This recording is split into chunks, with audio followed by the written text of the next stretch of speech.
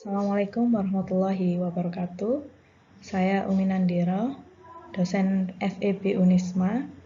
Baik, kali ini saya akan menyampaikan materi terkait dengan akuntansi koperasi yang diawali dengan tema karakteristik koperasi. Nah, ini dimulai dari pengertian koperasi. Mungkin kalau dengar kata koperasi ya teman-teman udah nggak asing ya, karena di jalan-jalan tuh kita sering kali mendapati atau menemui kantor-kantor koperasi, baik itu KSU, Koperasi Serba Usaha, maupun KSP, Koperasi Simpan Pinjam, bahkan KUD, Koperasi Unit Desa. Nah, apa sih sebenarnya koperasi? Jadi aturan tentang koperasi itu ada di Undang-Undang Nomor 25 Tahun 1992. Nah, kalau yang membahas tentang akuntansinya itu ada di PSAK Nomor 27 Tahun 2007. Koperasi adalah badan usaha yang mengorganisir pemanfaatan dan pendayagunaan sumber daya ekonomi para anggotanya atas dasar prinsip koperasi dan kaidah usaha ekonomi untuk meningkatkan taraf hidup anggota pada khususnya dan masyarakat daerah kerja pada umumnya. Dengan demikian, koperasi merupakan gerakan ekonomi rakyat dan soko guru perekonomian nasional. Dan nanti akan kita telaah lagi prinsip koperasi itu seperti apa. Kalau menurut Undang-Undang Nomor 25 Tahun 92 ada di pasal 1, koperasi itu adalah badan usaha yang beranggotakan orang atau badan dengan melandaskan kegiatannya pada prinsip koperasi sekaligus sebagai gerakan ekonomi rakyat yang berdasarkan asas kekeluargaan.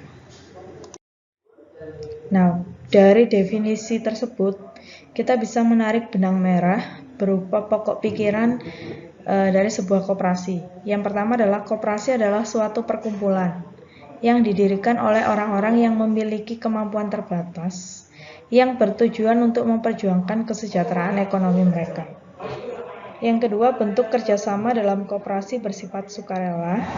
Yang ketiga, masing-masing anggota koperasi memiliki hak dan kewajiban yang sama.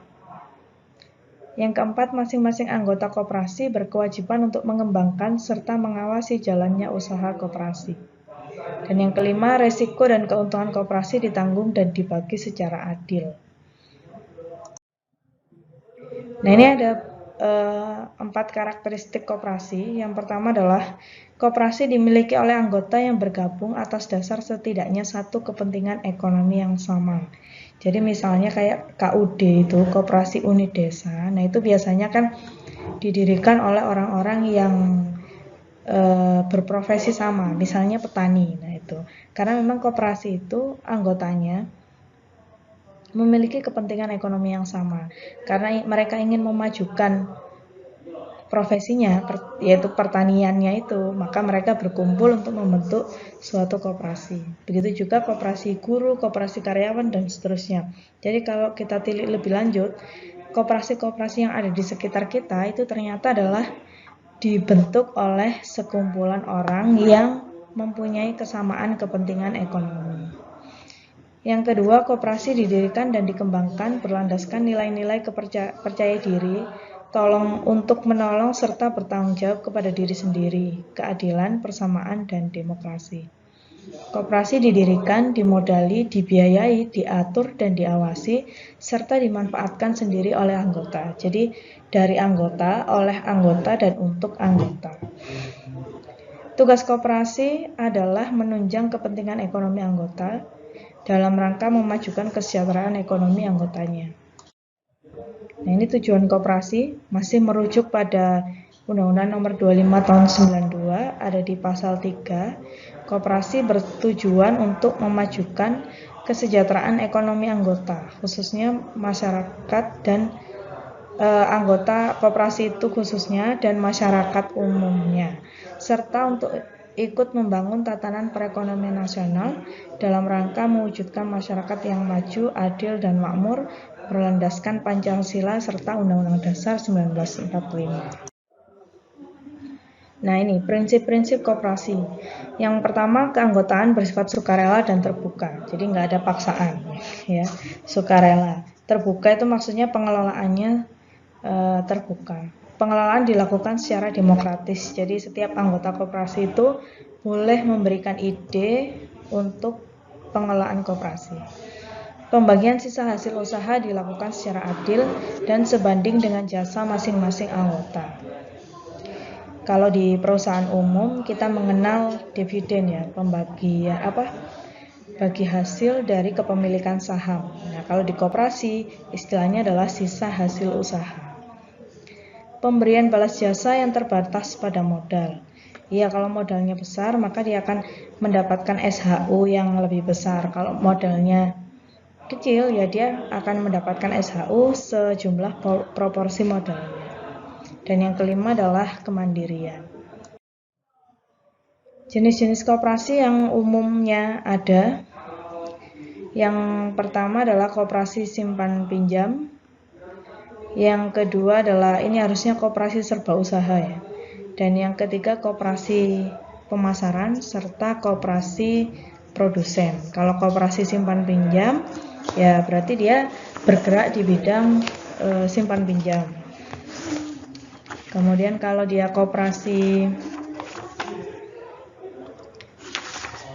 konsumen, nah ini harusnya koperasi konsumen. Koperasi konsumen adalah koperasi yang anggotanya terdiri dari para konsumen akhir atau pemakai barang atau jasa. Yang lebih sederhananya dia adalah retail. Kemudian koperasi pemasaran. Berarti dia itu adalah koperasi yang anggotanya terdiri dari para produsen atau pemilik barang atau penyedia jasa. Kemudian kalau para produsen adalah koperasi yang anggotanya tidak memiliki badan usaha sendiri tetapi bekerja sama dalam wadah koperasi untuk menghasilkan dan memasarkan barang atau jasa yang mereka produksi. Nah, ini ekuitas koperasi atau komponen modal dalam sebuah koperasi. Kalau di perusahaan kan kita mengenal dengan ekuitas pemilik atau modal saham. Nah, karena koperasi itu dibentuk dari sekumpulan orang yang dinamakan anggota koperasi, maka modal koperasi berasal dari modal anggota, berupa simpanan pokok dan simpanan wajib. Kemudian bisa juga ada modal sumbangan, modal penyertaan, atau bisa juga hibah, cadangan, dan sisa hasil usaha dari periode sebelumnya.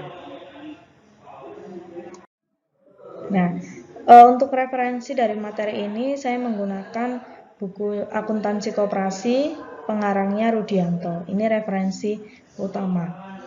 Teman-teman bebas boleh pakai referensi apa saja, yang penting mendukung materi.